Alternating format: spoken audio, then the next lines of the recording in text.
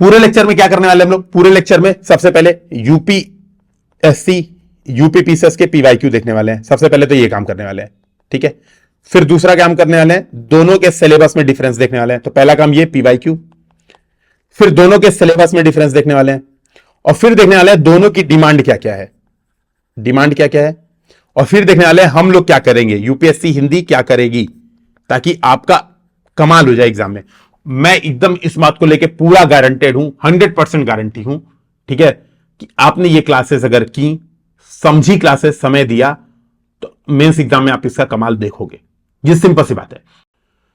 जय हिंद दोस्तों, यूपीएससी हिंदी में आप सभी का बहुत बहुत स्वागत है। और आज हम लोग ध्रुव बैच की क्लासेस स्टार्ट करेंगे, ठीक है। तो ध्रुव बैच को मैं शॉर्ट में आपसे बता दूं तो आपका जो यूपीएससी यूपीपीसीएस प्रीलिम्स का एग्जाम है, अगर मैं यहां पर सीधे सीधे बताऊं, यूपीएससी का प्रीलिम्स एग्जाम है आपका 28 मई को, ठीक है, और यूपीपीसीएस का प्रस्तावित है, मान के चलिए 5 जून को, ठीक है, 5 जून को ये आपके एग्जाम है। और हमारा टारगेट ये है यूपीएससी हिंदी का कि इससे पहले आप मेंस के लिए अपने आप को पूरी तरह से मजबूत पाए, आप अपने आप को इतना मजबूत बना लें कि मेंस का पेपर से आपको डर ना लगे।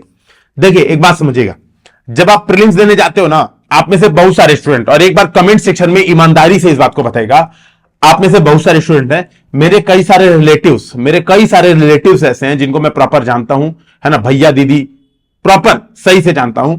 वो लोग पता है क्या करते हैं, और आप में से भी एक बार ईमानदारी से दिल की आवाज सुन के एक बार इस बात को बताएगा कि सही बोल रहा हूं कि गलत बोल रहा हूं। प्री देने जाते हो तो लगता है डर, ठीक है, पता नहीं होगा कि नहीं होगा, एग्जाम में सिलेक्शन होगा कि नहीं होगा।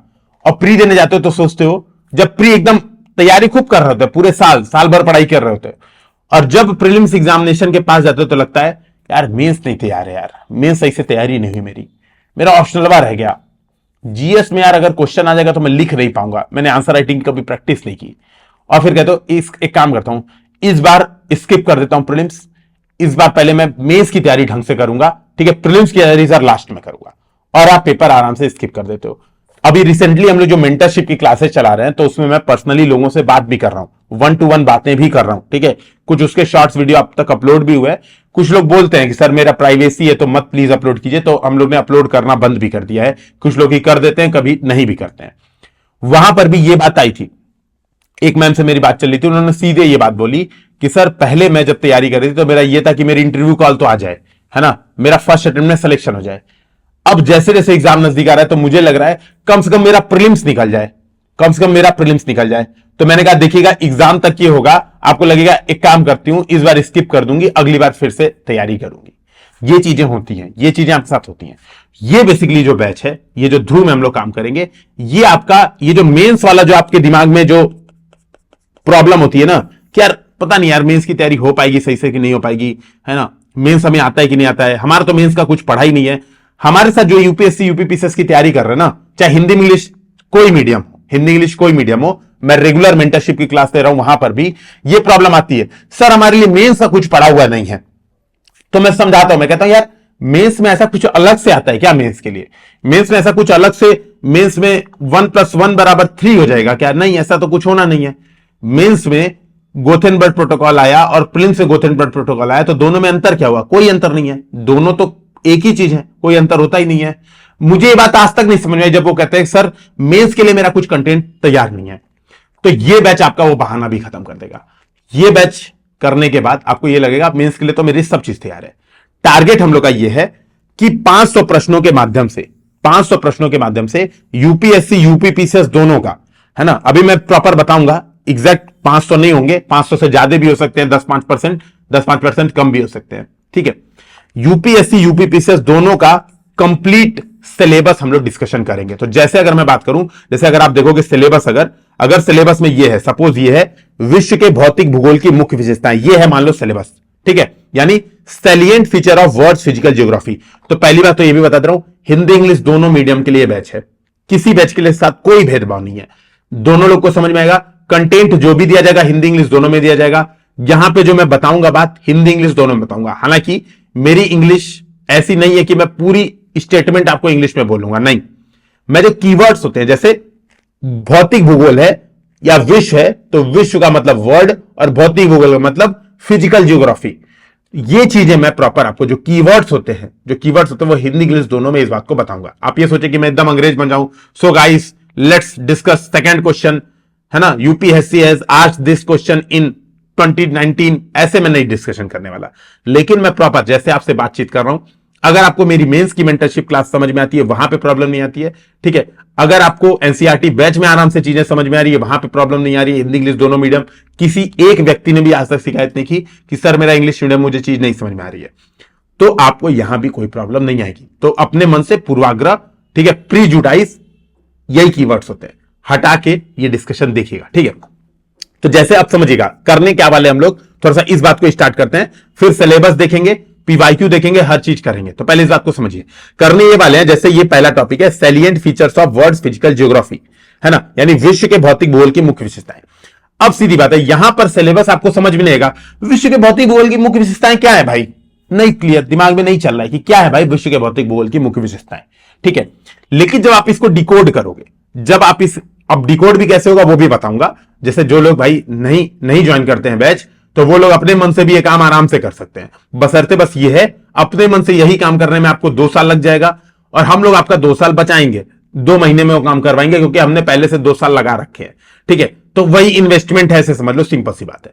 तो अब जैसे ये salient features of world physical geography, तो अब ये कैसे समझ आएगा भैया salient feature of world physical geography में क्या है। तो इसके लिए एक हमारे पास एक होता है टॉर्च, उसको बोलते हैं हम लोग प्रीवियस ईयर क्वेश्चंस। तो अगर आप 7-8 साल के प्रीवियस ईयर क्वेश्चन देखोगे तो आपको पता चलेगा ये चीजों को आप 5 भागों में वो कर सकते हो, आप डिकोड कर सकते हो। कौन से 5 पार्ट हैं? तो पहला पार्ट है क्लाइमेटोलॉजी, है ना, इसका मतलब होता है जलवायु विज्ञान, तो पहला ये। दूसरा हो गया ओशिनोग्राफी, मतलब समुद्र विज्ञान। तीसरा पार्ट हो गया जैव जियोग्राफी, जैव भूगोल, मतलब बायो जियोग्राफी, ठीक है। चौथा हो गया जियोमॉर्फोलॉजी, ठीक है, मतलब भूगर्भ विज्ञान, इसको ये कह सकते हो, ठीक है, जियोमॉर्फोलॉजी। और 5वां हो गया आपका पर्यावरण, यानी एनवायरमेंटल ज्योग्राफी, एनवायरमेंटल ज्योग्राफी। तो अगर मैं फिजिकल ज्योग्राफी की बात करूं, salient feature of world physical geography की बात करूं, तो इन 5 चीजों से प्रश्न बन सकता है। जैसे इससे क्या बनेगा प्रश्न, अब हम आएंगे इसको डिकोड करने। तो पहले हमने पता कर लिया कि salient features of world physical geography का क्या मतलब है। तो जब हम उसको हमने 5 पार्ट में तोड़ दिया, तब हम आएंगे इसको क्लाइमेटोलॉजी को डिकोड करने। कि क्लाइमेटोलॉजी में क्वेश्चन बनेगा भारत में मानसून, ठीक है, भारत में मानसून किस तरह से भारतीय संस्कृति को प्रभावित करता है, ऐसा क्वेश्चन बनेगा, ठीक है। How Indian monsoon affects Indian culture, ठीक है। तो ये आप समझिएगा, तो ये क्या है, जब हम इसको तोड़ेंगे, जब आप पढ़ेंगे कि अमेजन या फिर विश्वतीय क्लाइमेट या इक्वेटोरियल क्लाइमेट की विशेषताओं पर चर्चा करें, यह अगर प्रश्न आता है तो आपको समझेगा कि यह विश्व के फिजिकल ज्योग्राफी के सैलिएंट फीचर्स की बात कर रहा है, ठीक है, बात समझिएगा। ओशियनोग्राफी में जब पूछ रहा है अटलांटिक महासागर की प्रमुख धाराएं कौन कौन सी हैं, इनके निर्माण के कारकों के आधार पर चर्चा करें, ठीक है। तो व्हाट आर द इंपॉर्टेंट, ठीक है, important oceanic current in Atlantic ocean, discuss with the factor affecting formation of them, ठीक है। तो आप समझिएगा, तो जो कारक हैं, उनके निर्माण के कारक हैं, उसके आधार पर डिस्कशन करने की बात करेगा। फिजिकल ज्योग्राफी का महत्वपूर्ण फैक्टर क्या है, पूछेगा सारगैसो सागर, आपने नाम सुना होगा सारगैसो सागर, तो सारगैसो सागर क्या है, कैसे बनता है, इस पर चर्चा करें। तो ये आपका क्वेश्चन आता है इस तरीके से। तो आप सिलेबस को इस तरह से डिकोड करते हैं। तो पहली बात ये, तो हम लोग ने ये काम कर रखा है, सिंपल सी बात है, हम लोग को सिलेबस डिकोड हमने किया हुआ है। इस सिलेबस को डिकोड करने के लिए मैंने क्या क्या सोर्सेज उठाए मैं वो भी बता दे रहा हूं। तो अगर आपको खुद से भी प्रिपरेशन करनी है तो आप खुद से कर सकते। देखो एक बात है, सिंपल सी बात है, मैं एक चीज आपसे यहां पे क्लियर बता देता हूं, पैसा कमाना हमारा उद्देश्य है, इसमें कोई छुपी हुई बात नहीं है। तो अगर आप कमेंट सेक्शन में ये करने वाले हैं कि तुम भी पैसा कमाने लगे हो, है ना, तुम भी अब पैसों पे आ गए हो, तो सीधी बात है, मैं सुबह 4 बजे से जग के अगर रात में 4 बजे तक मेहनत कर रहा हूं, तो पैसा कमाना मेरा उद्देश्य है, इसमें कोई छुपी बात नहीं है। लेकिन मेरा एक दूसरा उद्देश्य भी है, दूसरा उद्देश्य है आप लोग की हेल्प भी करना। अगर आप सेल्फ सफिशिएंट हो, थोड़ा एफर्ट कर सकते हो तो कर सकते हो, इस तरीके से ज्योग्राफी पढ़ोगे तो आराम से समझ में आ जाएगी। सोर्स क्या क्या यूज करना है वो भी मैं बता रहा हूं। सोर्स क्या यूज करना है, प्रीवियस ईयर क्वेश्चन, और दूसरा है टॉपर्स कॉपी, ठीक है, दूसरा है टॉपर्स कॉपी, और तीसरा है एनसीईआरटी। ये 3 सोर्स आपको दिमाग में रखना है, ठीक है। तो एनसीईआरटी, टॉपर्स कॉपी और प्रीवियस ईयर क्वेश्चन, ये तीन सोर्स अगर आपने सही से एनालाइज कर लिया, इसको पढ़ लिया, तो आपके एग्जाम में एक भी क्वेश्चन इधर उधर से नहीं होंगे। और सबसे बड़ी बात है, एग्जाम में मेजर प्रॉब्लम पता है क्या आती है? मेजर प्रॉब्लम ये है ही नहीं कि आपको क्वेश्चन नहीं आएगा। मेजर प्रॉब्लम है कि इतना ज्यादा आता है, उसको 125 शब्द या यूपीएससी में 150 शब्द में कैसे लिखें, कैसे उस बतवा को एकदम समेट दें। भाई अगर प्रश्न पूछ रहा है, सपोज यूपीएससी ने प्रश्न पूछा कि महासागरीय धाराओं के निर्माण के कारक कौन है, ठीक है, तो कौन से फैक्टर हैं जो ओशियानिक करंट का फॉर्मेशन इंपैक्ट करते हैं। मान लो यूपीएससी ने एक क्वेश्चन पूछा, तो वहां पे प्रॉब्लम ये नहीं होगी कि आपको क्वेश्चन नहीं आएगा, वहां पे प्रॉब्लम होगी कि यार आपको तो अटलांटिक ओशियन के बारे में पता है, ठीक है, अटलांटिक ओशियन की आपने सारा पढ़ा है, गल्फ स्ट्रीम, लेब्राडोर, आपने एक एक चीज पढ़ी है, कैनारी, एक एक चीज पढ़ी हुई है ना, एक एक फैक्टर पता है कि वायु दाब, लवणता मतलब सैलिनिटी, प्रेशर, सूर्यातप यानी टेम्परेचर, इंसोलेशन, सब चीज पढ़ी है। और इंडियन ओशियन की भी पढ़ी है कि मानसून के हिसाब से डायरेक्शन चेंज हो जाता है, आपने ये भी पढ़ा है, आपको सब चीजें आती हैं। अब क्या करोगे? एग्जाम में इतना ज्यादा आता है, कैसे उसको मैनेज करोगे लिखना? और क्वेश्चन पूछा था यूपीएससी ने, ससुरे ने 150 शब्द में। अब लो भाई यहां वाट लग गई, तो कैसे इस बात को करेंगे, ये बात हम लोग यहां पर समझने वाले हैं, इस बात पे हम लोग फोकस करेंगे, ठीक है। तो जैसे अब मैं आपसे बताता हूं, अब मैं आता हूं जियोग्राफी पे, ठीक है। अब मैं एकदम जियोग्राफी स्टार्ट करता हूं बिना किसी देरी के, ठीक है। चूंकि ये फर्स्ट लेक्चर है, ये आपको डेमो वीडियो भी है, तो हम लोग एकदम स्टार्ट करेंगे जियोग्राफी बिना कुछ सोचे समझे कि क्या करना है। तो अब देखिए, एक सिंपल सा कैलकुलेशन पहले कर लेते हैं। पहला कैलकुलेशन है, हमारा टारगेट है 500 के आसपास क्वेश्चन। पहले मैं एक ओवरऑल आपको समझा देता हूं। तो 500 के आसपास क्वेश्चन का मतलब यह है, लगभग 500 प्लस क्वेश्चन में हम लोग जीएस पेपर 1, जीएस पेपर 2, 3, 4 ये चारों मिलाकर आपका यूपीएससी और यूपीपीसीएस इन दोनों का सिलेबस कंप्लीट कराएंगे, यूपीपीसीएस दोनों का सिलेबस कंप्लीट कराएंगे। तो एक जनरल अगर हिसाब किताब लगाया जाए, तो जीएस पेपर 1 में 140 क्वेश्चन, जीएस पेपर 2 में 140 क्वेश्चन, 3 में 140 क्वेश्चन और 4 में 80 क्वेश्चन, क्योंकि 4 में केस स्टडीज और 80 टॉपिक्स मोर देन एनफ है सारा सिलेबस कंप्लीट करने के लिए। 1 to 3 का सिलेबस थोड़ा बड़ा है, तो ये हमारे पास ओवरऑल ये इतने क्वेश्चंस होंगे।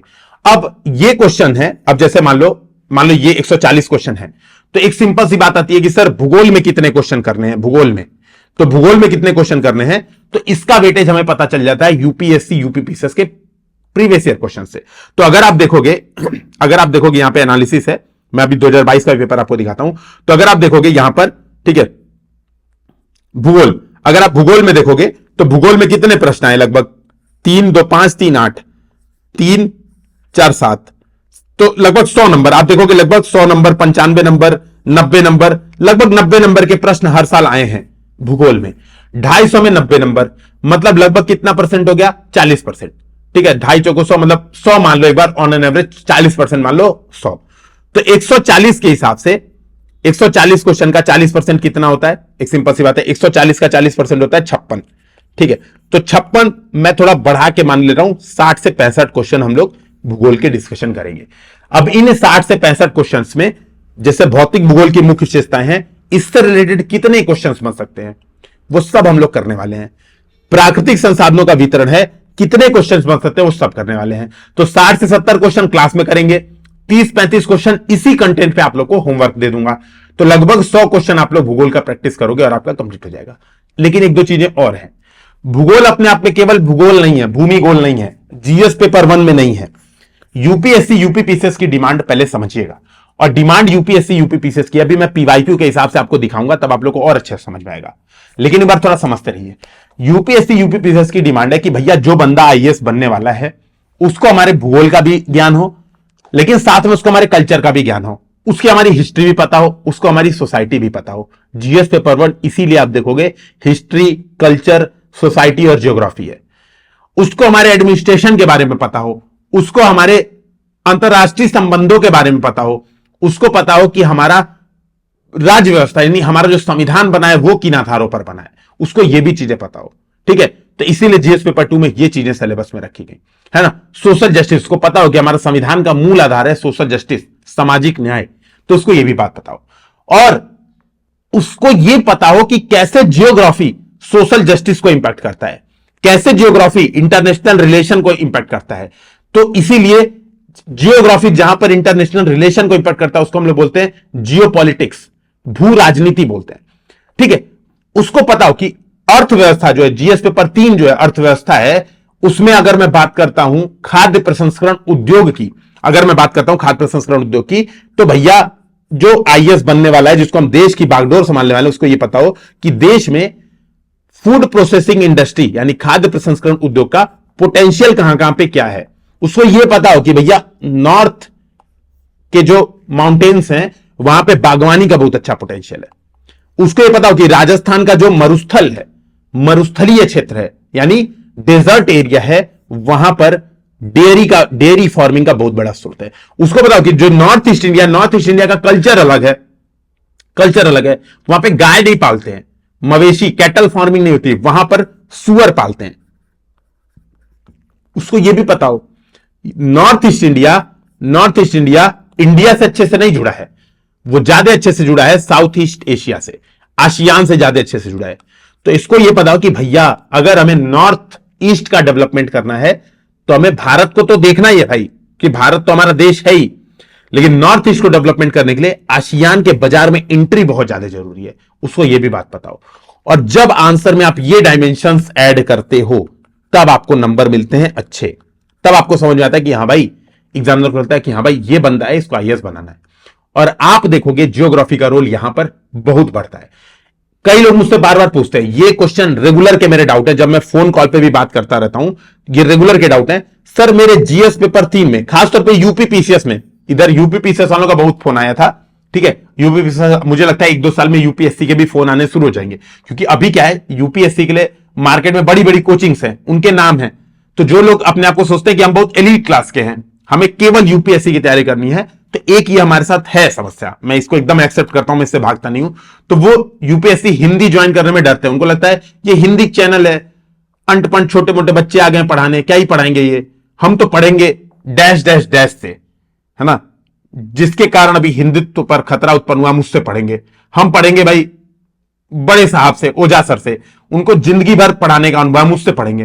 ठीक है, इस वजह से ये सही बात है, इसमें कोई छुपी बात नहीं, मैं एकदम एक्सेप्ट करता हूं। अभी हमारे पास यूपीएससी के स्टूडेंट बहुत कम है, तो सीधी बात है, ये मैं एकदम एक्सेप्ट करता हूं। लेकिन 1-2 साल में हालत एकदम चेंज होने वाली। 1-2 साल में आप देखोगे यूपीएससी यूपीपीसीएस के बराबर स्टूडेंट आने वाले हैं और सिलेक्शन भी जबरदस्त तरीके से होने वाला है। एक बार भरोसा आप लोग को दिखाना पड़ेगा, है ना, आप लोग को यह आगे आना पड़ेगा कि हाँ भाई, आपको लॉजिकल रीजनिंग करनी पड़ेगी, देखना पड़ेगा क्या चीज हमारे लिए उचित है, क्या चीज हमारे अनुचित है, ये आप सोचोगे तभी काम होगा। तो अगर मैं बात करता हूं जीएस पेपर 3 की, तो लोग कहते हैं सर जीएस पेपर 3 में मेरे 40 नंबर आए, यूपीपीसीएस में खासतौर पर, और हाईएस्ट कितने आए थे, 112, 132, इतने हाईएस्ट आए थे, इतना गैप। तो मैंने कहा 40 आए मतलब यानी पेपर आपने अटेम्प्ट नहीं किया होगा, है ना, 20 क्वेश्चन नहीं कर पाओगे भाई, 10 ही क्वेश्चन किया होगा, 40 आए हैं, 20 कर लेते तो 100 हो जाते। तो नहीं सर, 20 के 20 क्वेश्चन बहुत सही से अटेम्प्ट किया था। अरे या तो अब तो 2 केस हो सकता है, या तो एग्जामिनर फूंक के कॉपी चेक किया हो, फूंक के कॉपी चेक हुआ हो, यह हो सकता है, या आपने फूंक के पेपर लिखा हो, सीधी बात है, 2 ही केस हो सकता है आपके। अगर आपने 20 क्वेश्चन अटेम्प्ट किया एग्जाम में, है ना, और ये रियल है, अगर आप ये वीडियो देख रहे हैं तो कमेंट सेक्शन में बताइएगा कि हाँ सर मेरे ही 40 नंबर थे, बार बता दीजिएगा ताकि लोगों को विश्वास हो जाए। ठीक है, नहीं देख रहे हैं तो कोई बात नहीं है, बात ही खत्म, फोन में बात हो गई थी ना, आपकी प्रॉब्लम मैंने दूर कर दी थी। ठीक है, तो 2 केस हो सकते हैं, या तो एग्जामिनर फूंक के कॉपी चेक किया हो, या तो आप फूंक के लिखे हो। और सबसे बड़ी बात है, ये जो व्यक्ति हैं 99% चांस है कि इस बार यूपीपीसीएस में इनकी रैंक आनी है, इस बार का भी मेंस लिखे हैं, लास्ट ईयर इंटरव्यू दे के आए थे। ठीक है, तो जबरदस्त चांस है कि इनका इस बार रैंक आनी है। मैंने तो बोल दिया है कि भाई तुम्हारी रैंक आ रही है, चिंता मत करो, चिल मारो, ऐश करो थोड़े दिन। ठीक है, मैंने तो ये घोषणा, बातचीत से पता चल जाता है ना, आंसर देख के पता चल जाता है। तो 2 ही केस हो सकता है, या तो आपने फूंक के लिखा था, या तो कॉपी फूंक के चेक की थी।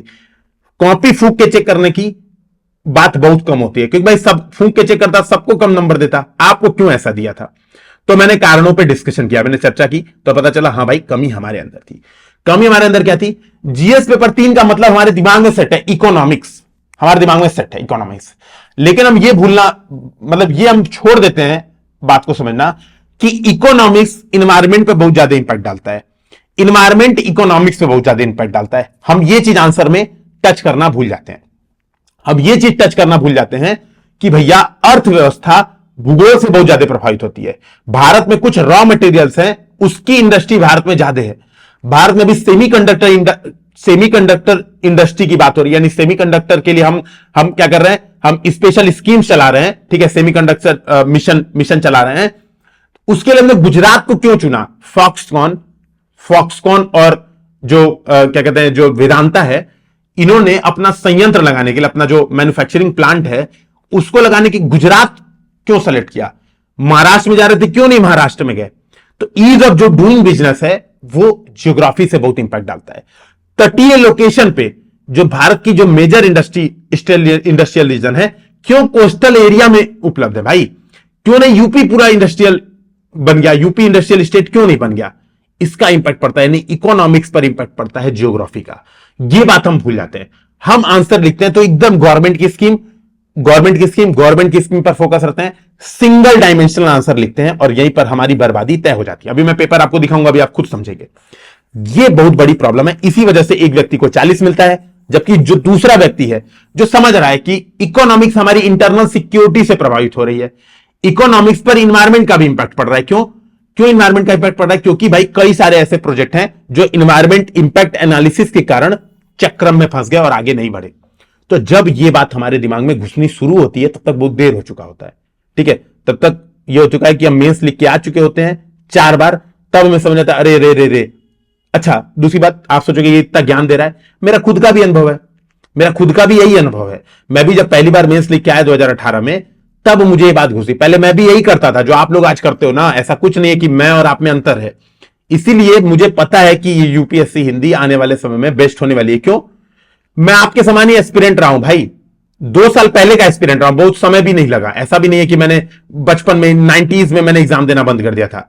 तो सीधी बात है, कोई 90s वाला पढ़ा रहा है, सिंपल सी बात है, उसके पास नॉलेज अच्छी है, उसके पास अनुभव ज्यादा है, लेकिन वो अभी एग्जाम में नहीं बैठा, उसको ये नहीं पता है, ठीक है, कि अभी एग्जाम की डिमांड क्या चल रही है, उसको ये नहीं पता है। सिलेबस 90s के बाद कितनी बार चेंज हुआ उसको नहीं पता है। ये बात मुझे पता है, मुझे इस बात का कॉन्फिडेंस है। मैं हर साल एग्जाम दिया हूं, 7 बार मैंने मेंस लिखे हैं, 3-4 बार इंटरव्यू दे चुका हूं, 1 बार यूपीपीसीएस में सेलेक्ट हो चुका हूं, आईएएस के 2 बार इंटरव्यू दिए हैं। तो मुझे पता है कि रियल डिमांड क्या है, एग्जामिनर आपसे क्या डिमांड करना चाहता है। तो ये बात समझिएगा। तो मैं अगर आपको दिखाऊं, ज्योग्राफी जो है दोस्तों, वो अपने आप में ज्योग्राफी नहीं है, वो ज्योग्राफी प्लस इन्वायरमेंट, ठीक है, geography plus environment plus disaster management है। तो जब हम लोग ज्योग्राफी करेंगे, इसीलिए मैं लगभग 70 से 80 क्वेश्चन ये जो बैच है यहां पर डिस्कशन करूंगा। इसमें हम लोग ज्योग्राफी, ये जो ज्योग्राफी का सिलेबस है यूपीएससी का, ठीक है, ये आपको पीडीएफ मिल जाएगा। यूपीएससी हिंदी का टेलीग्राम चैनल ज्वाइन कर लीजिएगा, मैं नाम यहां पर लिख दे रहा हूं, ठीक है। अभी हम लोग देखेंगे भी तो आपको ज्यादा अच्छे समझ में आएगा। यूपीएससी का Telegram channel UPSC Hindi 4CS, ये टेलीग्राम चैनल है, ये ज्वाइन कर लीजिएगा, यहां पर ये पीडीएफ मिल जाएगी, ठीक है। तो ज्योग्राफी है प्लस पेपर 3 का संरक्षण, पर्यावरण प्रदूषण, क्षरण, EIA यानी conservation, environmental pollution, environment impact assessment, disaster management, ये दोनों हम एक साथ पढ़ेंगे यहां पर, इसमें एक साथ पढ़ेंगे। इसी तरह से यूपीपीसीएस के सिलेबस की बात करूं, अभी दोनों सिलेबस में कंपेयर करूंगा, दोनों की चीजों में कंपेयर करूंगा, सब काम करूंगा। धैर्य से बस सुनते जाइए लेक्चर, ठीक है। डेमो क्लास है, केवल आपको धैर्य से समझाने के लिए क्लास है, ठीक है। ओरिएंटेशन क्लास भी है, ये भी समझिएगा, ठीक है। तो यहां पर भी देखोगे, यहां पर भी हम लोग पर्यावरण सुरक्षा, पारिस्थितिकी तंत्र, वन्य जीवों का संरक्षण, जैव विविधता, पर्यावरण प्रदूषण, पर्यावरण प्रभाव मूल्यांकन यानी एनवायरमेंट इंपैक्ट एनालिसिस, ठीक है। तो यहां पर भी हम दोनों चीजें यानी जीएस पेपर 1 और जीएस पेपर 3 दोनों एक साथ लेकर चलेंगे, क्योंकि बहुत महत्वपूर्ण है दोनों एक साथ लेकर चलना, बहुत ज्यादा महत्वपूर्ण। ये बात आप समझ पाए होंगे, अभी सिलेबस में भी आपको दिख गया होगा। जैसे फॉर एग्जांपल आप सिंपल से समझो, यहां पर मैं लिंक करके आपको बताना शुरू करता हूं। भाई भूकंप है, सुनामी है, ज्वालामुखी हलचल, ये क्या है? आपदा। तो यही तो करना है, आपदा एवं आपदा प्रबंधन, ठीक है। तो पेपर 3 में आराम से क्वेश्चन पूछ सकता है ना कि भूकंप के हालिया एग्जांपल देते हुए बताइए भारत के भूकंपीय जोन कौन कौन से हैं, या भारत के भूकंपीय जोनों का मानचित्रण कीजिए। ये क्वेश्चन आराम से पूछ सकता है, यूपीपीसीएस ने इस साल पूछा है, ठीक है। तो ये चीज हमारे दिमाग में होगी, ठीक है, ये चीज हमारे दिमाग में होगी। अब मैं आता हूं, एक बार आपको थोड़ा सा एक बार पीवाईक्यू दिखाता हूं, प्रीवियस ईयर क्वेश्चन दिखाते हैं, तब आप और डिटेल में समझ पाएंगे। तो आपकी और मामला बहुत क्लियर होगा। हम लोग ध्रुव में क्या करने वाले वो भी आपको समझ में आएगा। जैसे ये देखिए, ये हमारे पास कुछ क्वेश्चन है, ये यूपीएससी 2021 का क्वेश्चन है। मैं एक बार 2022 का निकाल देता हूं, नहीं तो आप कहोगे सर जो है ना, आपने तो 2022 नहीं दिखाया, 21 का देखिए हम करेंगे क्या। तो मैं पहले एक बार यही दिखा देता हूं आपको यूपीएससी 2021 का क्वेश्चन, फिर हम लोग यूपीपीसीएस पे चलेंगे। अभी देखिए अभी हमें कई काम करने हैं, पूरे लेक्चर में क्या करना है मैं वो बता दे रहा हूं, ठीक है। तो पूरे लेक्चर में क्या करना है, 24 मिनट हो रहा है, ठीक है। तो मैं ये बात पहले ही आपको समझा दूं कि इस पूरे लेक्चर में क्या होने वाला है, ठीक है। तो एक मिनट मुझे एक जगह नोट कर लीजिए ताकि मैं ये चीज पहले ही करवा दूं, है ना। ये मेरी डायरी है जिसमें मेरे नोट्स हैं, शॉर्ट नोट्स, ठीक है। तो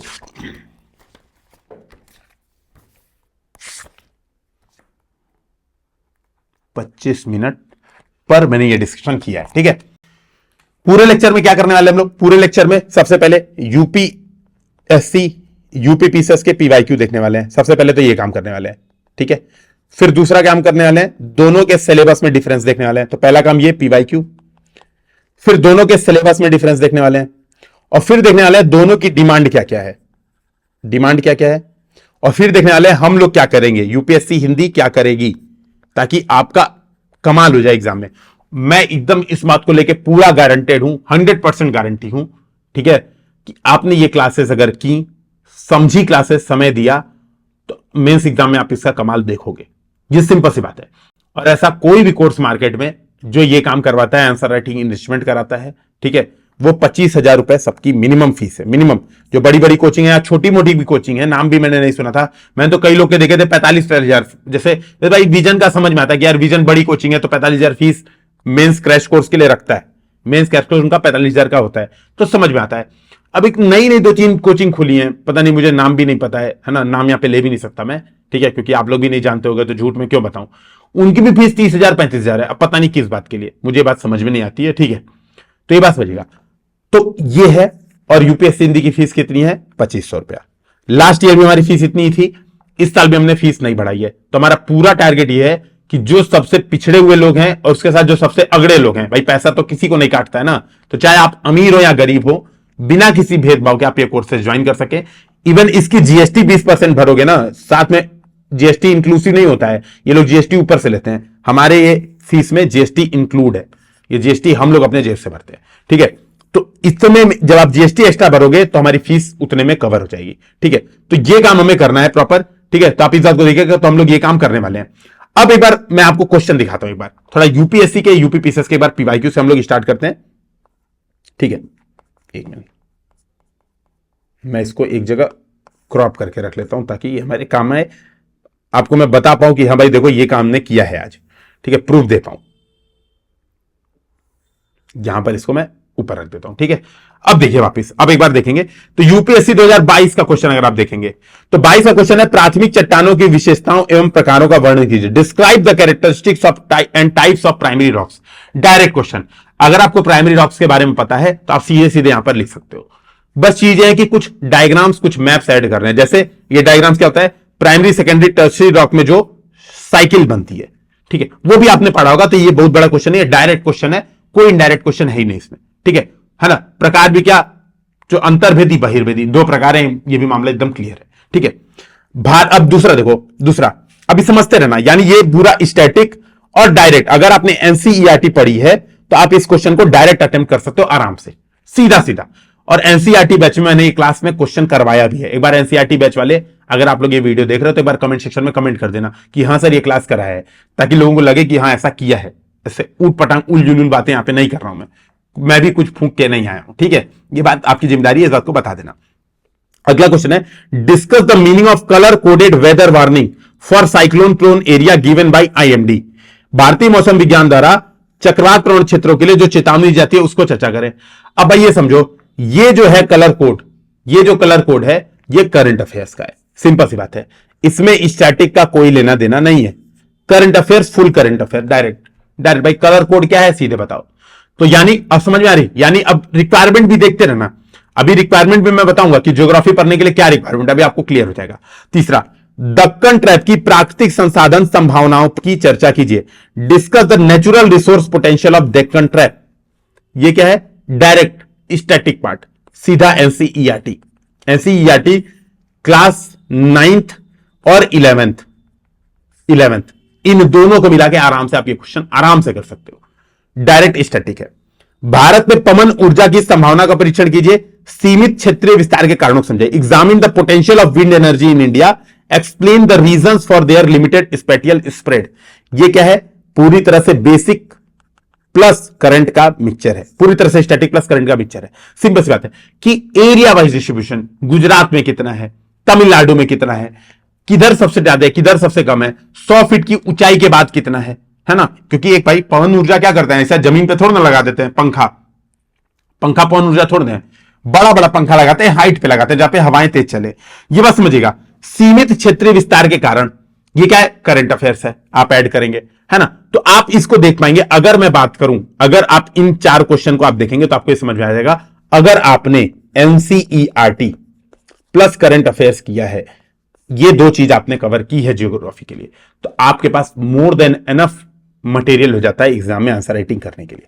ठीक है, अब रही बात आती है, कुछ चीजें में सीखना होता है भाई, ठीक है, कुछ चीजें में एप्लीकेशन करनी। देखो, पढ़ना एक चीज है, पढ़ते सब लोग हैं, ठीक है, सब लोग खूब पढ़ते हैं, खूब मेहनत करते हैं, पूरा 2 साल कोचिंग कोर्स भी ज्वाइन करते हैं, yellow book, green book, orange book खूब पढ़ते हैं, अलग अलग तरीके की चीजें पढ़ते हैं।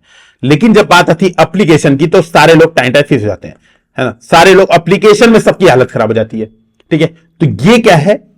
जो पढ़ा आपने, जो एप्लीकेशन किया, ये कैसे सीखोगे? तो ये आप 2 चीजें सीखोगे, पीवाईक्यू से, यानी जो हमारे सामने चल रहा है, प्लस टॉपर्स की कॉपी से, कि टॉपर्सवा कैसे आंसर लिखता है भाई। टॉपर्सवा को भूगोल में आंसर लिखना है तो वो क्या कर रहा है, तो वो चीज आप यहां पर सीखोगे। वो चीज हम लोग भी सिखाएंगे। आप चाहते हो तो खुद से ये बेसिक पढ़ा आपने और टॉपर्स की कॉपी पढ़ी और पीवाईक्यू देखा, आपका कंटेंट प्लस लिखने का तरीका, दोनों बात एकदम क्लियर, सपाट क्लियर हो जाएगी। ठीक है, ये बात समझिएगा। यहां पर है ये, इसको आप देख पाएंगे, यूपीएससी का पेपर है। आगे भी अगर देखेंगे तो यही है, समुद्री धाराओं को प्रभावित करने वाली शक्तियां कौन सी हैं? What are the forces that influence ocean currents? यही डिस्कशन कर रहा था ना। क्या है? विश्व के भौतिक भूगोल की मुख्य विशेषताएं, salient feature of world geography, यही तो है ओशियनोग्राफी। देखो, describe their role in fishing industry of the world. अब बोला इनका रोल बताओ विश्व के मत्स्य उद्योग में, ये पूछ रहा है। ठीक है, तो ये बात आपको क्लियर कट दिख रही होगी, है ना? तो ये समझना, एक सेकेंड, ठीक है। तो पीवाईक्यू आप देख पा रहे हो ना कि पीवाईक्यू कितना महत्वपूर्ण है। फिर तो ये क्या है? ये क्या है? देखो, ये है पूर्ण रूप से स्टैटिक, पूर्ण रूप से एनसीईआरटी बेस्ड क्वेश्चन है, बस कुछ नहीं है, पूर्ण रूप से एनसीईआरटी बेस्ड क्वेश्चन है एकदम। रबर उत्पादक देशों का वितरण दीजिए, क्या मुद्दे हैं इंगित कीजिए। देखो, पर्यावरणीय मुद्दे पूछ रहे ना, पर्यावरणीय मुद्दे, जीएस पेपर 3 देख रहे हो, लिंक्ड। देखो, यूपीएससी खुद यही काम करती है। यूपीएससी, आप खुद सोचना एक बार, यूपीएससी ये चाहता है कि बच्चों को पता हो कि भैया हमारा जीएस पेपर 1, 2, 3 बस हमने कहने को कह दिया है। इसकी डिकोडिंग करने जाओगे तो पता चलेगा किसी में कुछ भी पूछ सकता है। जैसे अगर आपने 2021 का मेंस का पेपर देखा होगा, मुझे उम्मीद है आपने नहीं देखा होगा, लेकिन इन केस आपने देखा होगा, पेपर 1 में पूछा था क्रिप्टो करेंसी, भारतीय समाज पर प्रभाव के नाम पर उसने क्रिप्टो करेंसी, जो कि हम पढ़ते ही हैं पेपर 3 के लिए, पूरी दुनिया हल्ला मचा रही थी उस साल, पूरी दुनिया हल्ला मचा रही थी कि क्रिप्टो करेंसी हमने पढ़ाया। देखो, हमारे यहां से क्वेश्चन आ गया, क्रिप्टो करेंसी यहां भी लिखा हुआ है, यूपीएससी पेपर में भी क्रिप्टो करेंसी आ गया था। पूरी दुनिया खूब हल्ला मचा रही थी, लेकिन यूपीएससी ने पूछा था हमारे समाज पर क्या प्रभाव पड़ रहा है। ठीक है, तो यूपीएससी क्या करती है? पेपर 1 पेपर 3 को बहुत ज्यादा लिंक करती है। वो चाहती है कि आप पेपर 1 लिखिए तो पेपर 3 से जोड़िए, पेपर 3 लिखिए तो पेपर 1 से जोड़िए। ये आप देख रहे हो पेपर 1। अंतरराष्ट्रीय व्यापार में जल संधि, स्थल संधि के महत्व का उल्लेख कीजिए। ये जो महत्व है, ये current affairs plus common sense है, और जो जल संधि स्थल संधि है पूर्ण रूप से एनसीईआरटी है। मैंने ये डिस्कशन भी किया एनसीईआरटी क्लास में, ये भी क्वेश्चन डिस्कशन किया है। क्षोभ मंडल मौसमी प्रक्रियाओं को निर्धारित करता है, पूर्ण रूप से एनसीईआरटी है। ठीक है, पूर्ण रूप से एनसीईआरटी है। तो आप समझ पा रहे हो कि देखो, basic plus current affairs plus examples, ये हमारा एग्जैक्ट डिमांड है यूपीएससी के जीएस पेपर 1 की। जीएस पेपर 1 की ये डिमांड है यूपीएससी की। ठीक है, जीएस पेपर 1 की। एक बार को हम लोग जीएस पेपर 3 भी देखते हैं। ठीक है, जीएस पेपर 3 भी देखते हैं तो और अच्छे से समझ आएगा। जैसे जीएस पेपर 3 देखे तो मैं कहता हूं जो रोल ऑफ जियोग्राफी, आप ये देखो, जैसे क्वेश्चन आया, भारत में खाद्य प्रसंस्करण उद्योग के कार्य क्षेत्र, elaborate the scope and significance of food processing industry in India, और महत्व का सविस्तार वर्णन कीजिए। तो जब आप ये आंसर लिख रहे हो और यहां पर आप मैप बना के, वही जो मैप मैंने दिखाया, यहां पर ये खाद्य प्रसंस्करण उद्योग, यहां पर ये पोटेंशियल दिखा दे रहे हो, भारत में खाद्य प्रसंस्करण उद्योग का स्कोप पूछा है ना, स्कोप क्या स्कोप है, यही तो पूछा है, क्या कार्य क्षेत्र है, कितना स्कोप है। तो स्कोप दिखाने के लिए अगर आप मैप बना दे रहे हो तो आपके नंबर सीधी बात है बढ़ेंगे, सीधी बात है। जीएस पेपर 3 में नंबर लाने हैं तो पेपर 1 लिंक करना पड़ेगा, ये मजबूरी है। फिर देखो, देश में आयु संभाविता यानी लाइफ एक्सपेक्टेंसी में आयु वृद्धि से समाज में नई स्वास्थ्य चुनौतियां खड़ी हो गई हैं। Country has led to a newer health challenge in the community, what are those challenges and what steps need to be taken to meet them. जब ये आंसर आप लिख रहे हो और आपने मैप बनाया, अगर ठीक है, ये आंसर लिख रहे हो और आपने मैप बना के बताया कि लाइफ एक्सपेक्टेंसी, ठीक है, क्या इंडिया में क्या है, रीजनल वेरिएशन है, मतलब क्षेत्रीय विसंगति है या असमानता है या क्षेत्रीय विविधता है, ठीक है, क्षेत्रीय विविधता है लाइफ एक्सपेक्टेंसी में। नॉर्थ साउथ अगर डिवाइड करें तो साउथ में लाइफ एक्सपेक्टेंसी बहुत ज्यादा बढ़ गई है, 75 प्लस हो गई है, नॉर्थ में अभी भी लगभग 65 के आसपास है, ये आपने मैप में बताया अगर। और फिर आपने बताया कि इस वजह से साउथ इंडिया में हेल्थ की नई प्रॉब्लम्स हैं। साउथ इंडिया में क्या प्रॉब्लम्स हैं, अब जो बीमारियां हो रही हैं वो कौन सी हो रही हैं, टर्शरी बीमारियां हो रही हैं। जैसे बेंगलोर है, बेंगलोर क्षेत्र में क्या हो रहा है, कुंठा, शहरीकरण के कारण जो समस्या हो रही है, प्रदूषण, वायु प्रदूषण की समस्या हो रही है, ठीक है, क्या हो रहा है, बीपी बढ़ जा रहा है, शुगर हो रहा है, ये प्रॉब्लम हो रही है। जब आप इस तरह से ज्योग्राफिकल मैप यूज करते हो, रीजनल वेरिएशन दिखाते हो, नॉर्थ साउथ गैप दिखाते हो, यहां की प्रॉब्लम आपने अलग दिखाई, यहां की प्रॉब्लम अलग दिखाई, ये आप करते हो आयु संभाविता में, तब आपका आंसर अलग लेवल पे चेंज होता है। तब आप बता सकते हो कि यार यहां पे ये जरूरत है, यहां पे ये जरूरत है, यहां पे तो अभी हमें प्राइमरी रोगों की जरूरत है, यहां पे अभी भी एड्स जैसी बीमारियां, नॉर्थ ईस्ट में अभी भी एड्स जैसी बीमारियां बहुत तेजी से फैल रही हैं, तो हमें इस पे बोला ना, स्वास्थ्य समस्याएं, इस पर रोक लगाना है। साउथ इंडिया में हमें पता है कि भैया साउथ इंडिया में हमारा काम, लाइफ एक्सपेक्टेंसी एक लेवल पे बढ़ चुकी है, 75 तक पहुंच चुकी है, तो साउथ इंडिया में हमारा काम फोकस होना चाहिए प्रिवेंटिव अप्रोच पर, ठीक है ना, प्रिवेंटिव नहीं, साउथ इंडिया में हमारा काम होना चाहिए रिक्रिएशनल, मतलब आप कह सकते हो जो रोगों को प्रिवेंटिव है, प्रिवेंटिव बोलेंगे इंग्लिश में, रोकथाम पर केंद्रित, मतलब योग, मेडिटेशन, इन चीजों पर कि आप मधुमेह से निपट सके। इन्वेस्टमेंट हमारा इन चीजों पर होना चाहिए, पब्लिक पार्क्स, इन चीजों पर हमारा इन्वेस्टमेंट है। जबकि यहां पर क्या होना चाहिए, यहां पर न केवल जागरूकता प्रसार पर खर्चा करना पड़ेगा, बल्कि रोगों के क्यूरेशन, क्योर्ड है ना, रोगों के नियंत्रण उपायों पर भी जोर देना पड़ेगा। जब आप आंसर में मैप से ये चीजें बताते हो तो लगता है हाँ यार ये बच्चा पढ़ा हुआ है, इसको इंडिया के बारे में डिटेल जानकारी है। क्वेश्चन क्या पूछा था, देखो क्वेश्चन पूछा था भारत देश में समाज में नई चुनौतियां खड़ी हो गई, आप क्या करोगे, सीधे बताओगे आयु संभाविता में वृद्धि हुई, आप सीधे ये लिखोगे ना आंसर, समझना एक बार, आप नॉर्मल आंसर क्या लिखते, यही तो लिखते, आयु संभाविता में वृद्धि हुई। अब आयु संभाविता में वृद्धि होगी तो भैया बुढ़ौती बढ़ जाएगी, वृद्धिकरण बढ़ जाएगा, तो वृद्धाकरण बढ़ जाएगा, तो हमारे पास ये चुनौती होगी। आपने ये लिख दिया, वाकई में ये आंसर भी है, मैं गलत नहीं कर रहा हूं कि आपका आंसर गलत नहीं, यही है। लेकिन आपने अगर एक पैराग्राफ रीजनल वेरिएशन दिखा दिया, बताया कि हां वृद्धि हो रही है आयु संभाविता में, लेकिन यह वृद्धि एक समान नहीं है, कुछ राज्यों में बहुत तेज से वृद्धि हुई है, कुछ राज्यों में अभी भी कम है। तो हमारे पास जब हम स्वास्थ्य चुनौतियों का समाधान करेंगे तो हम इस बात को भी ध्यान रखेंगे, हमें यह भी देखना पड़ेगा कि हमारे पास बेड्स अवेलेबिलिटी गोवा में 400 व्यक्ति प्रति बेड है, जबकि बिहार में यह 6000 हो जाता है। तो हमें ये जब फैक्ट्स बताओगे, ये हमें जब रीजनल वेरिएशन बताओगे, और जब हम ये बताएंगे कि देखो भाई ये काम हमें करना है, इस चीज पर हमें फोकस करना है, तब आपका आंसर अलग हो जाएगा। जब आप इस स्वास्थ्य के चैलेंज को समझिएगा, स्वास्थ्य की चुनौतियों को जब आप जोड़ोगे सोशल चुनौतियों से, कि भैया स्वास्थ्य सुरक्षा में हम या तो ये करें इंश्योरेंस, जैसे आयुष्मान भारत योजना ये लाएं, इसके साथ साथ हम सामाजिक सुरक्षा पे बढ़ावा दें। जो हमारा नया है, जो हमारे लोग बूढ़े हो रहे हैं, उनके लिए हम क्या करें, अटल पेंशन योजना जैसी स्कीम लाएं, ताकि अगर वो बीमार पड़ रहे हैं तो वो अपना इलाज करा पाए, उनके लिए बीमा इत्यादि की चीजें उपलब्ध कराएं, है ना, वृद्धाश्रम, ये सब चीजें उपलब्ध कराएं, केयर इकोनॉमी बनाएं, जो कि बजट का भी हिस्सा था। तब आपके आंसर में लगता है कि हाँ आप इकोनॉमिक्स भी जोड़ रहे हो, आप जियोग्राफी भी जोड़ रहे हो, आप सोसाइटी को भी ध्यान में रख रहे हो, और आपका आंसर प्रॉपर वे में नंबर लायक होता है। तब जीएस पेपर 3 में आपको मिलते हैं 140 नंबर। ये नहीं करोगे, एग्जाम में एक फ्लो में लिख दिया स्वास्थ्य की नई स्वास्थ्य चुनौतियां पूछा था ना, तो नई स्वास्थ्य चुनौतियों में आपने एक बार में सीधे स्वास्थ्य चुनौतियां बताया, रीजनल कोई वेरिएशन देखा ही नहीं, कोई छुपी हुई बात इसमें देखी नहीं, सीधे लिख के चले आए, तो सिंपल सी बात है एवरेज नंबर आपको मिलेंगे, है ना, सीधे सी बात है एवरेज नंबर आपको मिलेंगे।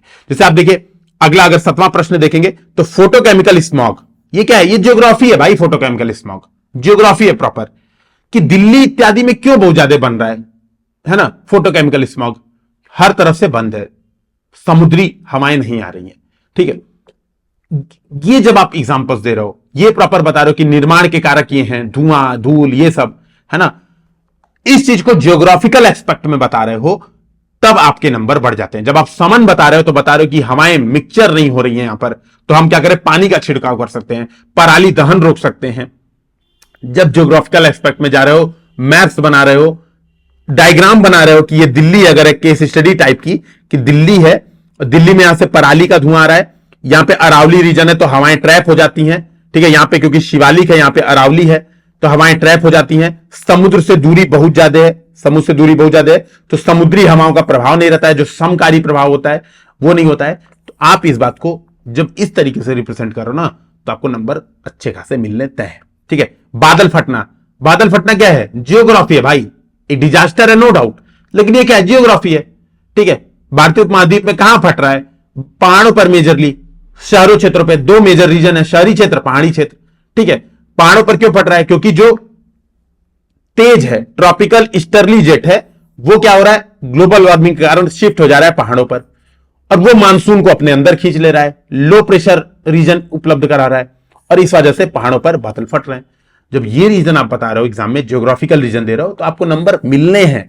तो जीएस पेपर 3 दिख रहा है, हर क्वेश्चन समुद्री सुरक्षा चुनौती, समुद्र का डायग्राम बना के वहां पर प्रॉपर बताया।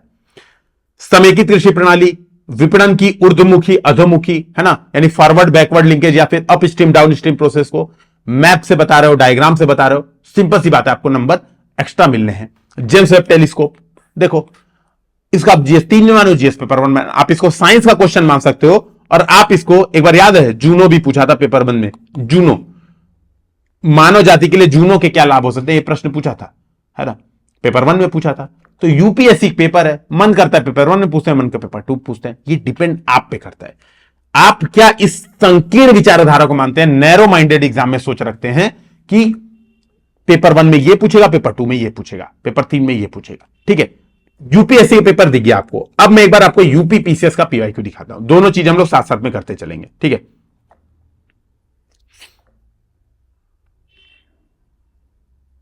ठीक है, यूपीएससी का एक बार पीवाईक्यू देखिए, फिर सिलेबस पे आएंगे, फिर हम लोग उसको डिटेल में डिस्कशन करेंगे। के बाद यूपीएससी का पीवाईक्यू आप देखिए, तो कह रहा है हिंदी इंग्लिश दोनों में। अब देखो हम लोग यही करने वाले हैं एग्जाम में, हम लोग यहां पर क्या करने वाले हैं, अब आपको समझ में आ रहा होगा। जैसे ये है, अब जैसे पीवाईक्यू है, ये है कंटेंट आपका, give an account of the minerals found in Uttar Pradesh, ये है, लेकिन ये आंसर नहीं है, ये बस कंटेंट है।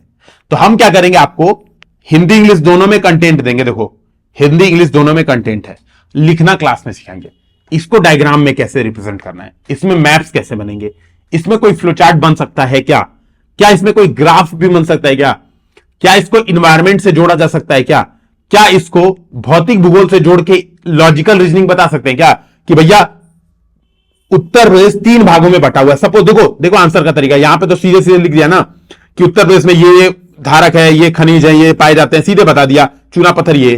क्या हम इसको इस तरह से बता सकते हैं कि ये रीजन है सोनभद्र, जो कि छोटा नागपुर पठार के पास का क्षेत्र है, यह है बुंदेलखंड का क्षेत्र, ठीक है, यहां पर है भाबर तराई, इस वजह से यहां पर रेत पाया जाता है ना। कौन कौन से मिनरल किस कारण से कहां पर पाए जाते हैं, लाइमस्टोन यहां पर क्यों पाया जाता है, लाइमस्टोन यहां पर क्यों पाया जाता है, ठीक है, सोनभद्र जिले में कोयला और ये सब क्षेत्र क्यों है। अगर आप इस तरीके से बता रहे हो, ललितपुर में क्यों डायमंड या बाकी चीजें मिल रही हैं, इस तरीके से बता रहे हो, तो आपको सीधी बात है नंबर मिलेंगे। क्यों सोच के, क्योंकि गिव एन अकाउंट, खनिजों का विवरण देना है, लॉजिकल रीजनिंग से अगर आप बताएंगे आंसर को, तो आपको सीधी बात है नंबर ज्यादा मिलेंगे। फैक्ट याद करके जाओगे तो नंबर नहीं मिलेंगे। तो हम लोग करने क्या वाले, समझ में आ रहा है, हम लोग करने यही वाले हैं कि ऐसा कंटेंट आपको उपलब्ध करा देंगे, ठीक है, कंटेंट उपलब्ध करा देंगे, क्लास में लिखना सिखाएंगे। इसको लिखते कैसे हैं, रिप्रेजेंट कैसे करते हैं। तो देखो भाई, मेजर फायदा क्लास में अटेंड करने का है। तो जो लोग ये सोच रहे हैं कि बैच हम 2500 रुपए दे देंगे और 500-600 क्वेश्चन का हमको कंटेंट मिल जाएगा, हम वो पढ़ लेंगे, इससे बढ़िया मत ज्वाइन करना। मैं इसमें कोई मैं चोरी ही नहीं कर रहा हूं यार, मत ज्वाइन करना, वो आपका भला उससे नहीं है।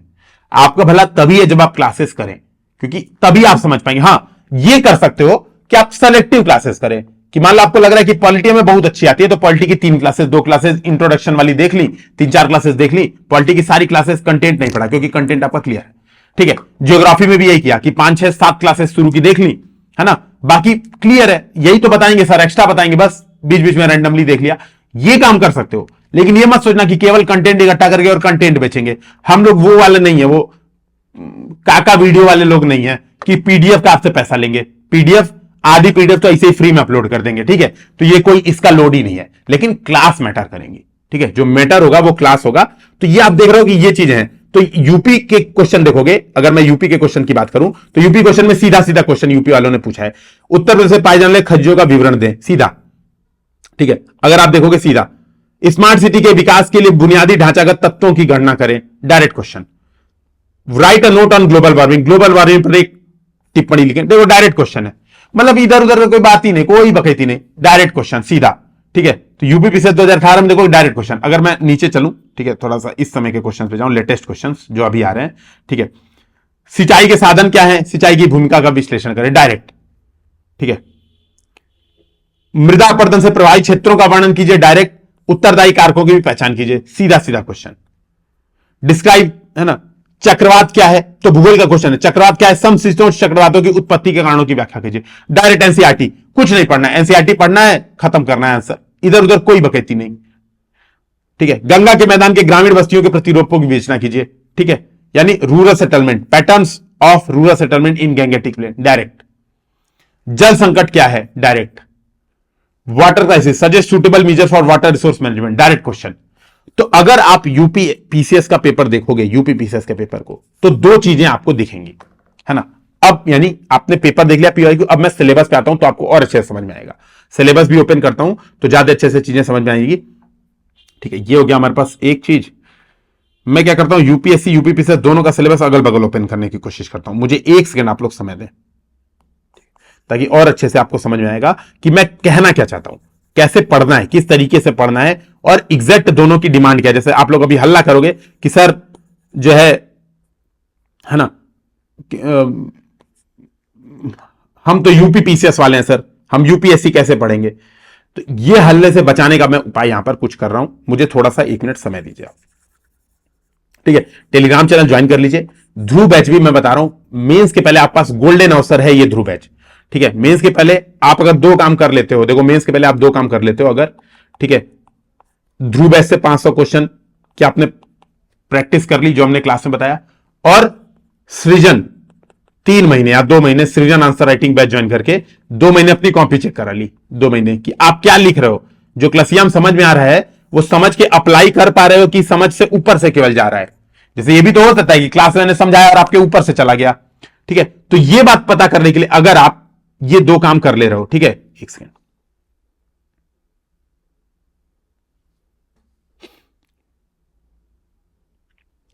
ठीक है, अगर ये 2 काम आप कर ले रहे हो, कोई भी माई का लाल आपको मेंस फोड़ने से नहीं रोक सकता, कोई भी माई का लाल नहीं रोक सकता, क्योंकि आपका सारी चीजें क्लियर, आपका सिलेबस, भाई सिलेबस ही तो कंप्लीट करना है एग्जाम के लिए, और क्या करना है, जान थोड़ी ना दे दोगे अपनी, तो सिलेबस यहां पे कंप्लीट करा रहे हैं, ठीक है। तो इस बात को समझना, तो ये मोर देन एनफ है आपके लिए। अगर अब मैं यहां पे आपको दिखाऊं अगर, ठीक है,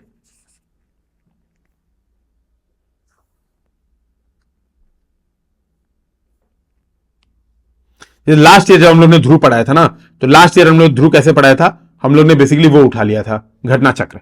इस बार हम लोग ने घटना चक्र का मोह त्याग दिया है, ठीक है।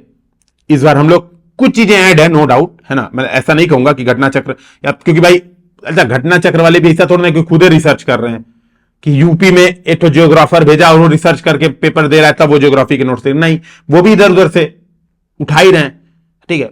ऐसा नहीं है कि वो लोग ऐसा है कि सारा रिसर्च करके बना रहे, नहीं, कुछ नहीं ऐसा है, सिंपल सी बात है, कोई बहुत बड़ी बात नहीं है।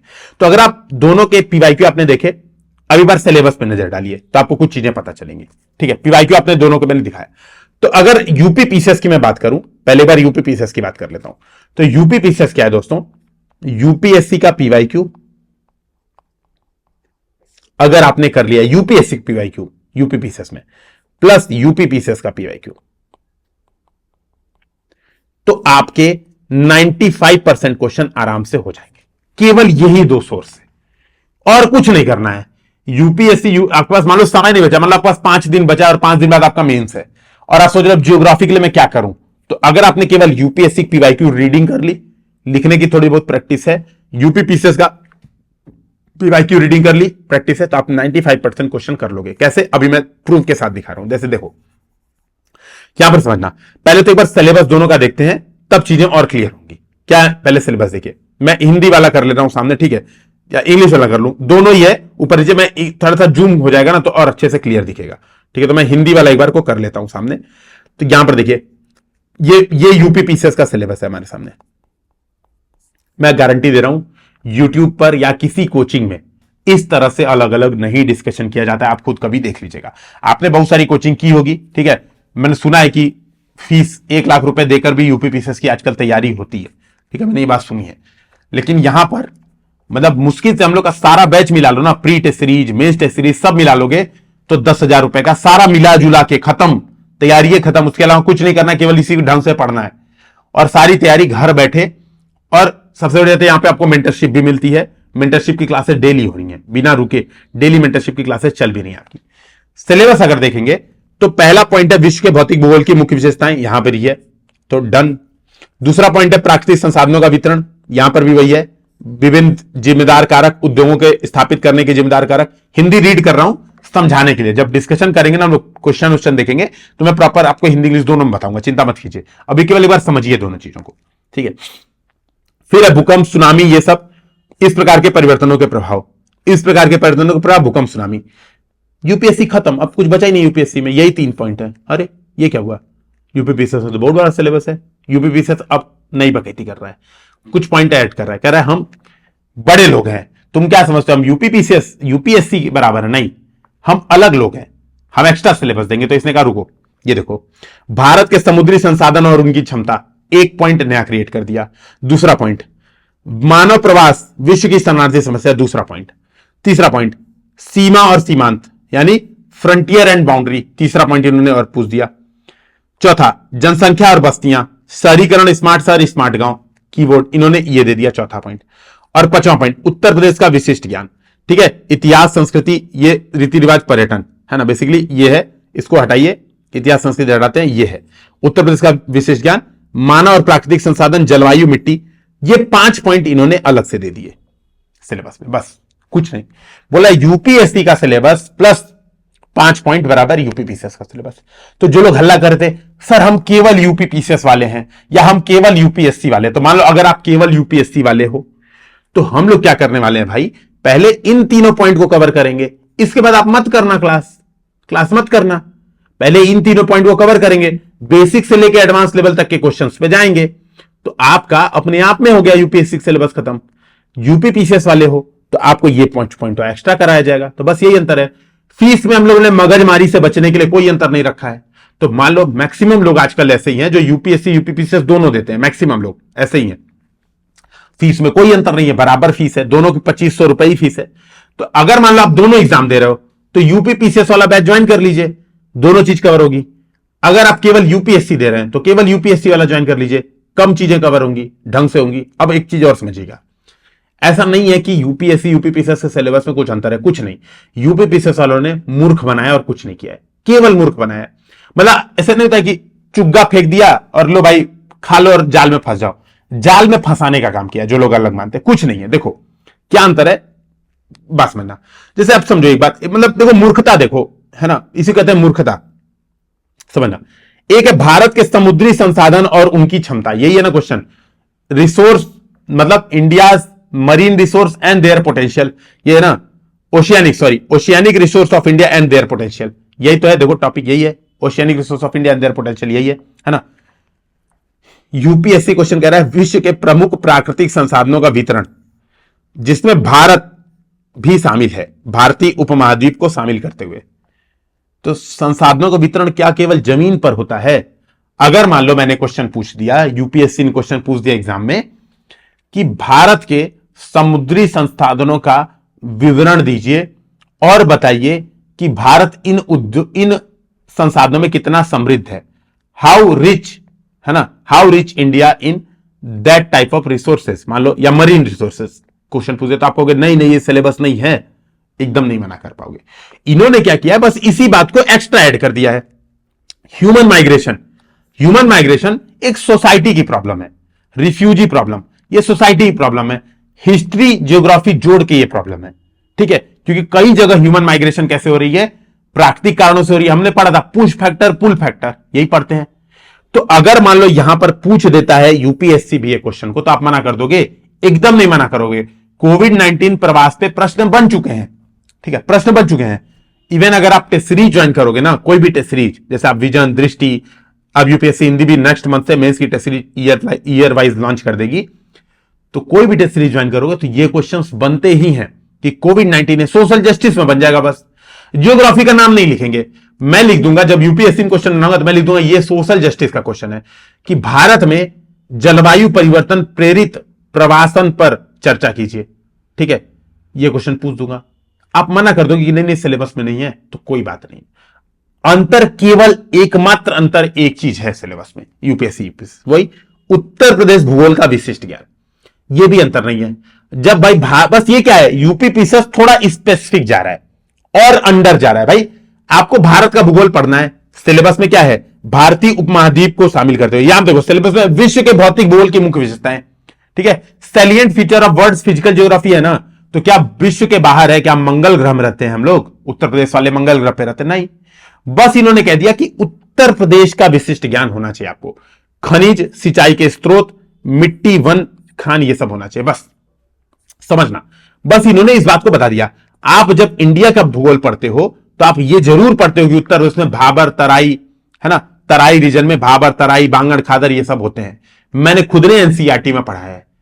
ये सब चीजें हम ऑलरेडी जब इंडिया को पढ़ते हैं तो पढ़ते हैं, तो कायदे से देखा जाए तो सिलेबस में कोई अंतर नहीं है, ठीक है। बशर्ते बस एक चीज है कि यूपीएससी कभी उत्तर प्रदेश स्पेसिफिक होकर प्रश्न नहीं पूछेगा अलग से कि उत्तर प्रदेश के सिंचाई संसाधन, नहीं, वो कहेगा नॉर्थ इंडिया, कहेगा उत्तर भारत के प्रमुख सिंचाई संसाधनों का वर्णन दे। अगर यूपीएससी प्रश्न बनाएगा तो ऐसे पूछेगा, ठीक है। तो बात समझना, मैं अपना पर्सनल एक्सपीरियंस बता रहा हूं। मैं जब 2020 में पहली बार यूपी पीसीएस मेंस लिखने गया था, जिस साल मेरा सिलेक्शन भी हुआ था, 2019 में भी मैं प्री क्वालिफाइड था, 18 में भी प्री क्वालिफाइड था, 2 साल में मेंस ही देने नहीं गया, है ना, 2 साल में मेंस ही देने नहीं गया, मुझे मन ही नहीं था। मतलब उस समय मैंने कसम खाई थी, मैं अभी भी मैंने कसम ही खाई, आपको पता ही होगा, मतलब बात आपने देखा, मैंने ज्वाइनिंग भी नहीं की, है ना, मैंने नौकरी भी छोड़ दी, क्योंकि मैंने अभी भी कसम खाई। अपनी कसम इतना जल्दी थोड़ा ना छोड़ देते हैं कि मैं यूपी पीसीएस में नौकरी करूंगा नहीं, मैंने कसम खाई थी। तो मैंने कसम खाई थी, तो मैंने 18-19 का मेंस देने गया ही नहीं। 20 वाला मेंस के साथ चक्कर ये पड़ गया कि यूपीएससी के एग्जाम के जस्ट बाद हो गया एग्जाम, मतलब यूपीएससी का एग्जाम था, उसके 3 दिन बाद यूपी पीसीएस का एग्जाम था। तो लखनऊ गया था यूपीएससी का मेंस लिखने, तो मैंने कहा चलो जब आए तो बहती गंगा में मजे करके आते, एग्जाम में कोचिंग का प्रमोशन कर देंगे। मैं बेसिकली यूपी पीसीएस मेंस देने जाता हूं तो मैं वहां पे कोचिंग का प्रमोशन करने जाता हूं, लोगों से मिलता हूं, बातचीत करता हूं, उनके साथ बकैती करता हूं। आप लोग जो लोग सेंटर पे गए होंगे इधर 1-2 साल, तो उनको पता भी होगा कि मैं कितना बकैती करता हूं जाके सेंटर पे। तो मैं बातचीत करता हूं कि अरे कैसा रहा, क्या चीज आई, पेपर भी देखता हूं, खुद एक्सपीरियंस गेन करता हूं, बस, है ना। उस साल में यूपी का अलग से एक अक्षर पढ़ के नहीं गया था, लेकिन मैंने सारे यूपी के क्वेश्चन किए थे, सारे क्वेश्चन सही तरीके से किए थे, और सबसे बड़ी बात सिलेक्शन भी हो गया था। और जीएस पेपर 1 में 106 या 107 नंबर भी आए थे, तो नंबर भी कम नहीं आए थे, ठीक है। तो आप इस बात को समझिएगा, ऐसा कुछ नहीं है कि अगर आपने यूपीएससी की तैयारी की तो यूपी पीसीएस नहीं कर पाओगे, यूपी पीसीएस की कर रहे हो तो यूपीएससी नहीं कर पाओगे। बस अंतर क्या है वो समझते हैं। अंतर है, एक छोटा सा अंतर है, 2 अंतर है बेसिकली। मैंने कहा था ना, मैंने तीसरा पॉइंट क्या बोला था, क्या करवाऊंगा आपसे, 1 मिनट रुकिएगा।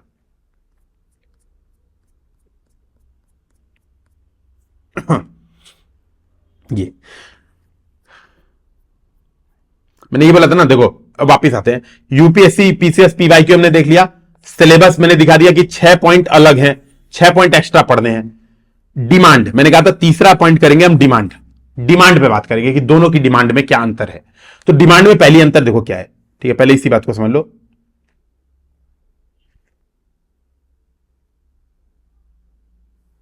यही पे लिखता हूं, डिमांड में पहला अंतर यह है कि यूपीएससी और यूपी पीसीएस, ये अंतर हम एक शीट बना लेते हैं बस।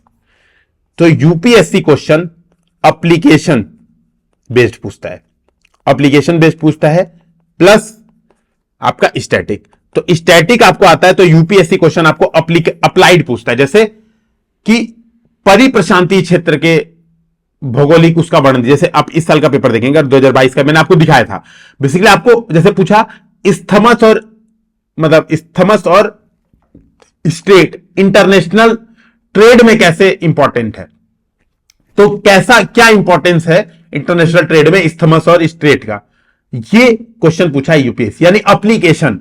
आपको इस्थमस पता है, आपको स्ट्रेट पता है, यानी आपको स्थल संधि और जल संधि पता है। आपको क्या बताना है? आपको बताना है उसका इंपॉर्टेंस क्या है। यूपीपीसीएस क्वेश्चन डायरेक्ट पूछता है, डायरेक्ट। अभी क्या है, क्योंकि अभी नया नया बना है ना भाई, ये 2013 से पूछ रहे हैं, ये 2013 से प्रश्न पूछ रहे हैं, तो ये अप्लाइड पूछ रहे हैं। अब अप्लाइड हो गया एग्जाम, ये अभी लेटेस्ट बने 2018 में, तो 5 साल लेट चल रहा है ना। आने वाले 5 साल में ये भी पहुंच जाएंगे इसी बराबर, देखना अंतर नहीं रह जाएगा। अभी मैं बताऊंगा, अभी अंतर है भी नहीं, अब धीरे धीरे खत्म हो रहा है।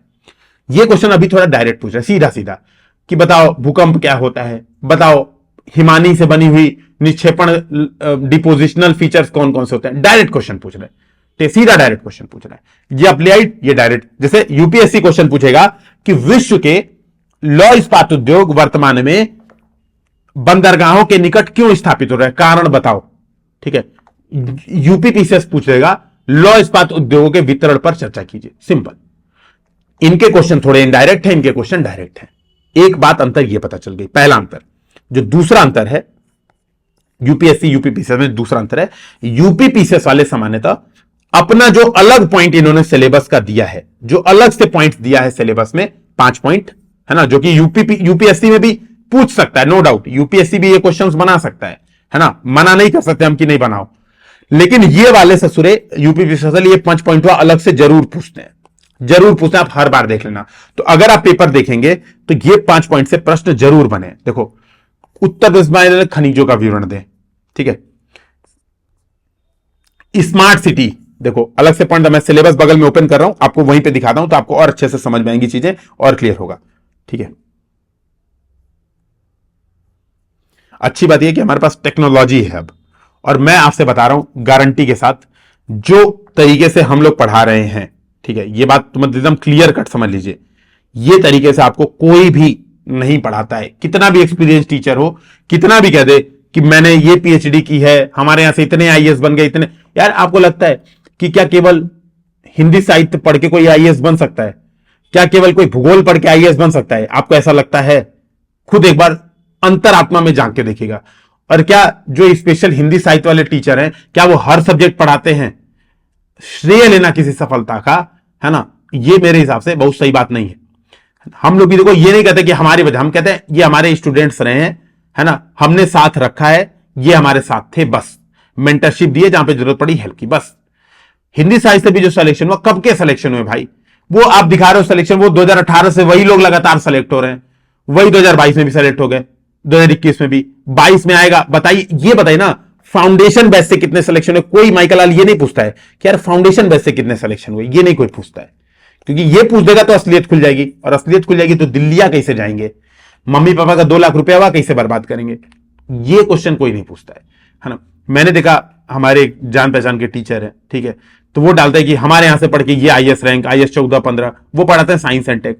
आपको लगता है कोई व्यक्ति साइंस एंड टेक पढ़ के आईएएस बन जाएगा? अरे प्री भी नहीं निकलेगा साइंस एंड टेक से। हाँ, 10-5 क्वेश्चन आते हैं प्रीलिम्स में, 1-2 क्वेश्चन मेंस में भी आते हैं, लेकिन इसका मतलब ये नहीं कि आप पूरा उसकी मेहनत का श्रेय, जो व्यक्ति ने खूब एफर्ट किया, उसका श्रेय आप पूरा ले लोगे कि मैंने पढ़ाया और मेरा स्टूडेंट है, डायरेक्ट मैंने 1 to 1 सारा सब्जेक्ट पढ़ा दिया, ऐसा कुछ नहीं होता है। ठीक है, तो इन मामलों से बचिए, देखिए रियलिटी चेक करिए, क्वेश्चन क्या आ रहा है उस बात पर फोकस करिए। ठीक है, तो क्वेश्चन क्या आ रहा है, देखो यहां पर देखो सिलेबस में क्या है, एकदम जो अलग पॉइंट है वो क्वेश्चन पक्का पूछ रहा है। जैसे स्मार्ट शहर है, स्मार्ट शहर पे हर बार प्रश्न अलग से पूछा है। देखो, स्मार्ट सिटी के विकास के लिए बुनियादी ढांचागत तत्वों, यानी कह रहा है enumerate the core infrastructure element for smart city development, direct पूछ रहा है। ठीक है ना, ये थोड़ा सा इसको छोटा करके इसको जूम कर दे रहा हूं, अब ये अब सही दिख रहा है। ठीक है, अब सही दिखेगा, है ना। भरोसा भी रख के कुछ चीजें सुन लेनी चाहिए। अभी वैसे भी हम लोग पढ़ाई तो कर नहीं रहे हैं, 2nd क्लास से पढ़ाई स्टार्ट होगी, 1st क्लास तो बेसिकली ओरिएंटेशन क्लास है। तो मैंने प्रॉपर समझाया किस तरह से 1 और 3 लिंक्ड है, 1 और 2 लिंक्ड है, और 1 2 3 मिला के 4 लिंक्ड है। 4 में पूछ सकता है पर्यावरणीय नैतिकता से आप क्या समझते हैं, पर्यावरणीय नैतिकता के प्रमुख सिद्धांतों पर चर्चा कीजिए। तो जो ज्योग्राफी में हम लोग पढ़ेंगे ना कि इन्वायरमेंट से बचने के लिए, डिजास्टर इन्वायरमेंट से बचने के लिए क्या चीज किए जानी चाहिए, वही आंसर लिखेंगे पेपर 4 में। तो सारा सिलेबस लिंक्ड है, दिमाग को इसी तरह से धागों से धागा जोड़ना चाहिए। जैसे इकोसिस्टम, इसीलिए बोलते हैं इसको यूपीएससी का इकोसिस्टम। इकोसिस्टम में हर चीज एक दूसरे से लिंक्ड है, कोई भी एक कड़ी तोड़ने का मतलब है इकोसिस्टम बर्बाद करना। उसी तरह से दोस्तों यूपीएससी भी, यूपीपीसीएस भी, सारा सिलेबस लिंक्ड है। आप सबको अलग से उठा के नहीं पढ़ सकते कि इसको अलग से उठा के पढ़ते, नहीं, आपको इंटरलिंक करके पढ़ना पड़ेगा, और वो इंटरलिंकेज हम लोग यहां पर सिखाएंगे, प्रॉपर एकदम अच्छे से सिखाएंगे। ठीक है, तो ये हो गया Bundelkhand as a cultural region, अलग से यूपी स्पेशल। देखो specific knowledge of Uttar Pradesh, ठीक है, बुंदेलखंड का भौगोलिक विवरण दीजिए। What is an air mass, तो ठीक है, मतलब कुछ क्वेश्चन तो कॉमन होंगे ही ना भाई, है ना, तो वायु द्रव्यमान क्या है या वायु भार क्या है, कुछ तो क्वेश्चन होंगे, ठीक है, कॉमन होंगे। जैसे वॉल्केनो, अर्थक्वेक एंड सुनामी, तो ये सब कुछ क्वेश्चन तो कॉमन होंगे भाई। ये सीधा सीधा सिलेबस का जो पॉइंट है, भूकंप, सुनामी और ज्वालामुखी, ये है ना, भूकंप, सुनामी और ज्वालामुखी, सीधे सिलेबस का पॉइंट। मैं केवल इस बात पे फोकस कर रहा हूं, इन चीजों पे प्रश्न जरूर से जरूर बनाए हैं यूपीपीसीएस ने। थोड़ा सा उल्टे से चलते हैं हम लोग, ज्यादा अच्छे से चलेंगे, ठीक है, उल्टे से चलते हैं तो और सही से रहेगा। ठीक है, उत्तर प्रदेश में सिंचाई के साधन क्या है? देखो उत्तर प्रदेश सिंचाई साधन यहां पर लिखा है वन्यजीव खान और सिंचाई के स्रोत, यही डायरेक्ट। तो जो अलग से पॉइंट है ना, उससे प्रश्न यूपीपीसीएस जरूर पूछता है। मृदा अपरदन से प्रभावित राई क्षेत्रों का वर्णन कीजिए उत्तर प्रदेश, ठीक है। देखिए चक्रवात क्या है, ये तो चलो कॉमन क्वेश्चन हो गया। गंगा के मैदान में ग्रामीण बस्तियां, देखिए अब यहां पे देखेंगे आप, है ना, जनसंख्या और बस्तियां, ठीक है, जनसंख्या और बस्तियां, प्रकार और पैटर्न, क्या पूछा है? पैटर्न, रूरल सेटलमेंट पैटर्न, सीधे, है ना। तो ये स्पेसिफिक पॉइंट से जरूर क्वेश्चन हर साल पूछते हैं, हर साल स्पेसिफिक पॉइंट से जरूर क्वेश्चन पूछते हैं। तो उत्तर प्रदेश दिख गया, वाइल्ड टूरिज्म, औद्योगिक केंद्रों का वर्णन कीजिए, ठीक है, हिमनदों की भूमिका का वर्णन कीजिए, रिवर्स माइग्रेशन क्या है, देखो प्रवास, रिवर्स माइग्रेशन क्या है।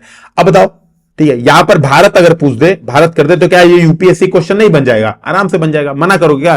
नहीं, यूपीएससी ऐसा क्वेश्चन क्यों पूछे? देखो हिंद महासागर के संसाधनों पर प्रश्न, डायरेक्ट प्रश्न।